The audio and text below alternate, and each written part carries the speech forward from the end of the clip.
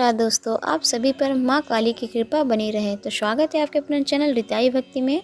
जब ईश्वर की किसी भी स्वरूप से हमारा खिंचाव हो तो यह हमारे स्वयं के चाहने से नहीं होता, बल्कि दैवी शक्ति हमको अपनी तरफ खींचती है, यूँ कहें अपनी तरफ आकर्षित करती है।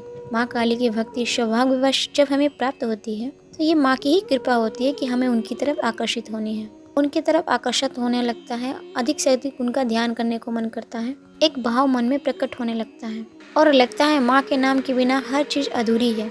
शुभरा शक्ति माँ काली की भक्ति जब भक्तों को प्राप्त होती है तो कई परीक्षाओं से भी उन्हें गुजरना पड़ता है और साथ ही कई बार ये परीक्षाएं बहुत ही ज्यादा चुनौतीपूर्ण होती है और हर परीक्षा के साथ कई विकार संचित कर्म हमारे आते हैं और उसके साथ भस्म हो जाते हैं, नष्ट हो जाते हैं और माँ अपने भक्तों को वैसे ही दिखाती है, दोषपूर्ण और विकार मुक्त करती है जैसे अग्नि में तप कर श्वान होता है। तो आज हम बात करेंगे ऐसी कुछ परीक्षाओं की जो माँ हमारे साथ लेती है और जिसमें सबसे पहली परीक्षा है एनर्जी का अट्रैक्शन बहुत ही ज्यादा हमारे जीवन में होने लगता है और किसी भी रूप में होता है। जीवन बहुत ही ज्यादा तनावपूर्ण हो जाता है। इस प्रकार से नेगेटिव एनर्जी के अटैक होते हैं कि पूजा में भी विघ्न आने लगती। इस प्रकार के संभोग बनते हैं कि सपोज आपने कोई भी संकल्प उठाए पूजा में, वो पूरी नहीं होने पाती, उसे पूर्ण करना आपको असंभव प्रतीत होने लगता है और आपको लगता है इस संकल्प को हम पूरा नहीं कर पाएंगे और आपके जीवन में शारीरिक कष्ट बढ़ जाते हैं और ऐसा लगता है कि पूजा में हम नहीं बैठ पाएंगे। शरीर में पीड़ा होने लगती है और घर का वातावरण अशुद्ध होने लगता है,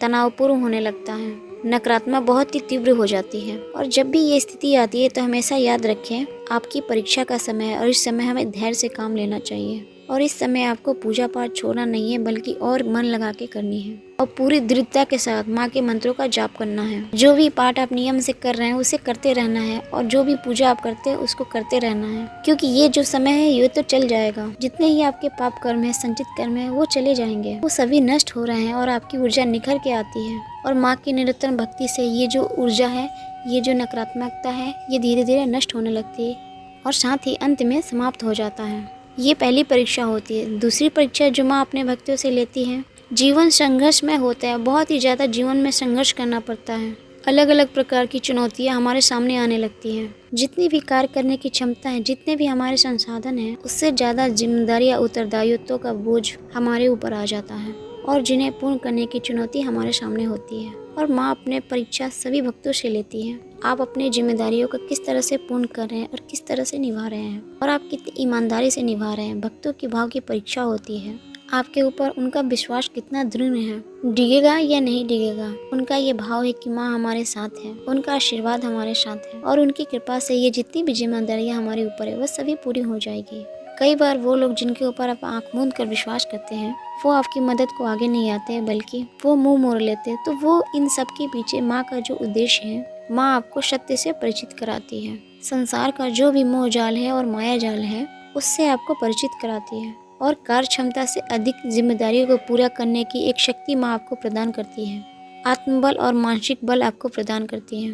तीसरी कड़ी परीक्षा उनके भक्तों की होती है, उनके नैतिक मूल्यों की परीक्षा होती है। ये एक कड़ी परीक्षा है। तो कई बार बड़े बड़े जो साधु लोग हैं, कई सालों से जो साधना कर रहे होते हैं, उनका भी ईमान यहाँ पे डगमगाने लगता है। ये परीक्षा होती है जो भी भक्त गण हमारे हैं वो माया और मोह से कितना ऊपर उठा है। कई बार संसार की माया मोह अपने तरफ खींचती है और ये असलियत हमारे सामने रहती है, हमारा मन अपने आप में कितना कंट्रोल में है, मन हमारे वश में है या नहीं है। हम अपने संबंधों के लिए जो भी हमारे साथ रह रहे हैं, उनके प्रति जो भी हमारे संबंध है, उन संबंधों के लिए हम कितने ईमानदार हैं। एक पति अपने पत्नी के लिए और एक पत्नी अपने पति के लिए कितने निष्ठावान हैं, क्योंकि बहुत ही तीव्र आकर्षण माया से पैदा होती है और उस समय मन पर नियंत्रण करना बहुत ही असंभव हो जाता है और उस पर कंट्रोल करना अत्यंत आवश्यक है। इस माया में उलझना नहीं है, बल्कि पाँव जमा कर चलना पड़ता है। एक भूल से भयंकर दुष्परिणाम देखने को मिलता है। जो भी तव्वल अर्जित किया है वो छीन हो जाता है, यानी कि जहाँ से आप चले थे वहीं पे आके रुक जाएंगे। तो इस परीक्षा में बहुत ही संभल कर चलने की जरूरत होती है। परीक्षा होती है भक्तजनों की, उनके सत्य की परीक्षा होती है, वो न्याय का कितना साथ देते हैं, क्योंकि माँ न्याय की देवी है, सत्य की देवी है। माँ को अन्याय बिल्कुल बर्दाश्त नहीं है और माँ के हर भक्त को इस परीक्षा से होकर गुजरना पड़ता है कि आप सच का और न्याय का कितना साथ देते हैं। इस चीज की परीक्षा माँ लेती है। ऐसे अवसर पैदा करती है कि जब भी आपको जीवन में निर्णय लेना कठिन हो जाता है तो वो देखती है किस तरफ आप जा रहे हैं। एक तरफ आपका स्वयं का स्वार्थ होता है और दूसरी तरफ सत्य होता है। तो आप किसे चुनते हैं?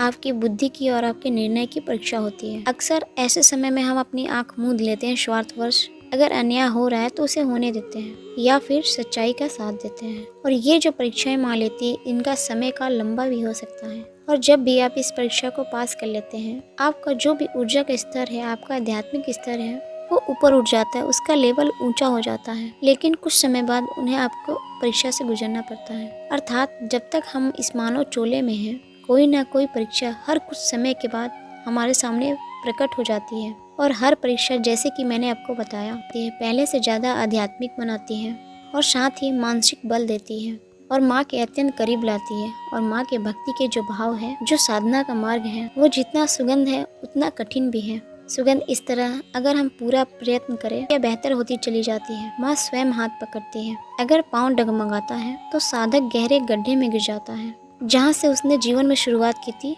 पुण्य था, वहीं पे आके रुक जाता है। तो आज की वीडियो में इतना ही। अभी तक हमारे चैनल को सब्सक्राइब नहीं है तो सब्सक्राइब कर दे और कमेंट्स बॉक्स में जय माँ काली जरूर लिखें। भक्तगण इस वीडियो को देख रहे हैं, माँ काली आपके ऊपर कृपा दृष्टि बनाए रखें। तो फिर मिलते हैं आपके चैनल रिताई भक्ति में नए वीडियो नए विषय के साथ। नमस्कार।